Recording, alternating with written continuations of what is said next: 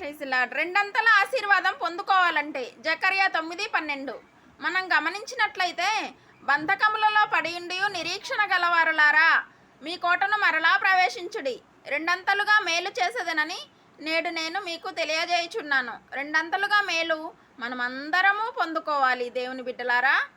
Elizabeth, జకర్యా కడు వృద్ధాప్యంలో కూడా దేవుని యొక్క సర్వనీతిని నెరవేరుస్తూ, యేసయ్యను సంతోషపరుస్తూ, ఏది ఉన్నా లేకపోయినా ముందుకు కొనసాగినప్పుడు బాప్తిస్మం ఇచ్చే యోహాను వంటి పిడుగులాంటి వాణ్ణి దేవుడు ఇచ్చాడంట.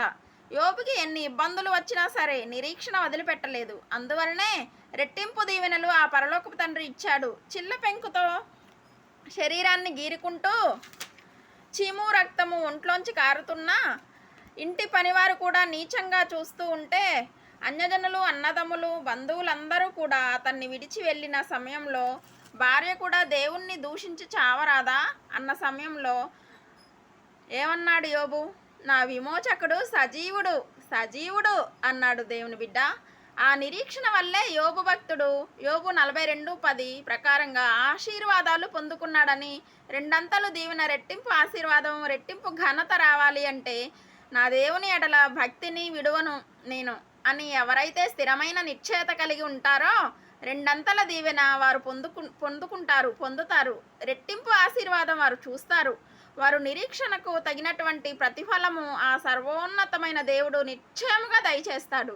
దైవజనమా, ఎంత ఆశ్చర్య క్రియలు చేసినావయ్యా యేసు,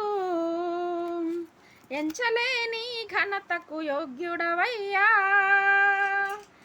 ఎంత ఆశ్చర్య క్రియలు చేసినావయ్యా యేసు, ఎంచలేని ఘనతకు యోగ్యుడవయ్యా.